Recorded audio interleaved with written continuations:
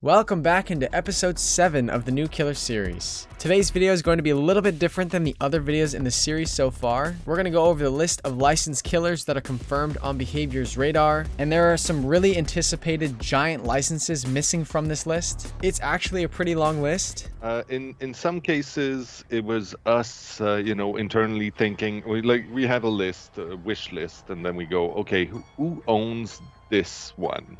And a lot of these things, especially when you're talking about movies and TVs or legends, like characters that have been seen in many, many different forms, there are many, many different avenues to go about finding them. Sometimes it's the movie studio, sometimes it's the author. So it's very complex. How's it going, guys? My name is Schmuckles. Make sure to like this video and subscribe to the channel if you want to see more content like this.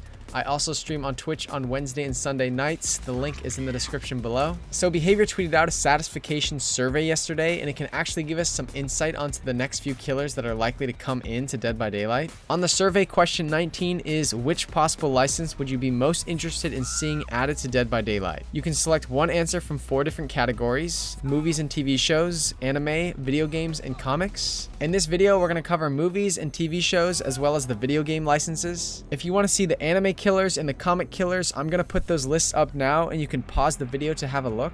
Okay, so now let's go over the movies and TV shows and the video games. There's a ton of licenses on both of these lists. We'll start with the movies and TV shows. On this drop-down list, we see Alien, Candyman, Carrie, Friday the 13th, Hellraiser, It, Junon the Grudge, Kingdom, Lovecraft Country, One Missed Call, Poltergeist, Predator, Prometheus, Rambo, Scooby-Doo, Supernatural, Sweet Home, The Babadook, The Exorcist, The Fly, The Mummy, The Nun, The Ring, The Shining, The Thing, The Walking Dead, and Train to Busan. I just wanted to start by saying that these are the killers that are on Behavior's radar. Not necessarily all of these killers are likely possibilities, but I believe the ones that are likely possibilities are on these lists.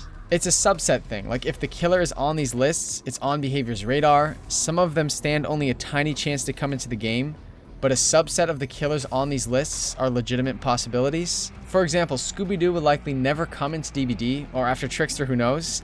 My point is, even if it's on the list, it's still on Behavior's radar, not necessarily likely. I think the reason they did this was to hide the likely licenses with the unlikely ones. Imagine you open this list and there's only 4 or 5 licenses. The next licensed killer really wouldn't be a surprise then. I think that this questionnaire is a tactical way for Behavior to gain some insight on which licenses to chase next, without spoiling which ones are far more likely than the others. We gotta be very, very careful about which licenses we bring in, and we want them to be a surprise. I think that Silent Hill was a surprise to a lot of people.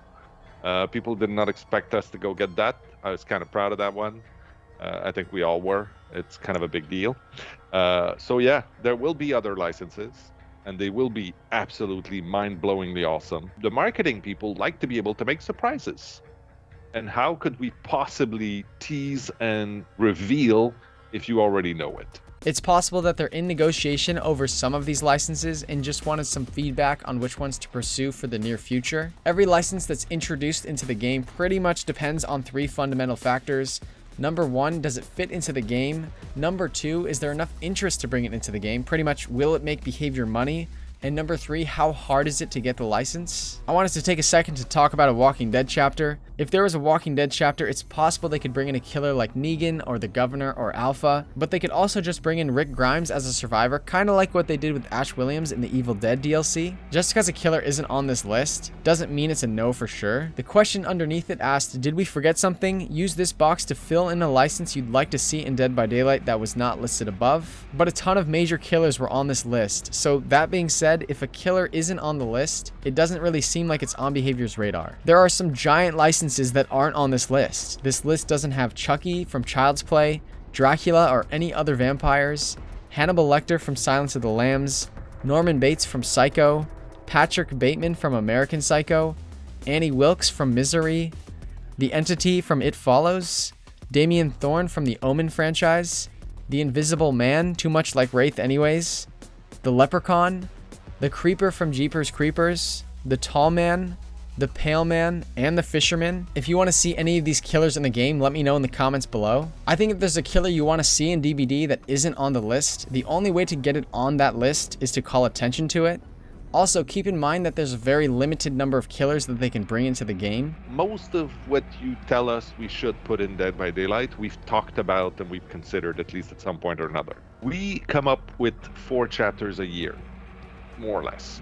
If you count the first year, it was maybe it's about 4 a year. Out of that, we try to keep at least 50% of those originals, because it's important to us to continue working on our own story and continue to deepen the lore of Dead by Daylight. So that's an average that we're going to try to keep. That means 2 possible licenses a year, maybe, maximum. How many out there? There's so many. We've been live for, it seems like forever, but it's 5 years. 5 years, 2 licenses a year, that's about 10 licenses. We're close to that right now. So yeah, there's no way we can bring in 50 different licenses. We wouldn't want to do that anyway. Now we'll take a look at the video game licenses. Alan Wake, BioShock, Castlevania, Control, Dead Space, Devil May Cry, Doom, Final Fantasy, Five Nights at Freddy's, Half-Life, Metal Gear Solid, Persona, Portal, Resident Evil, The Evil Within, The Last of Us, Tomb Raider, and Until Dawn. The fact that Resident Evil is on this list tells us that this list was compiled before the Chapter 20 announcement. Also, guys, Slenderman is not on this list at all. It's really sad to see. I think Slenderman would be a really cool addition into the game, and I definitely think there's an interest in the community to bring him in. And again, just because a killer isn't on the list doesn't rule it out completely, but it's just still sad to see.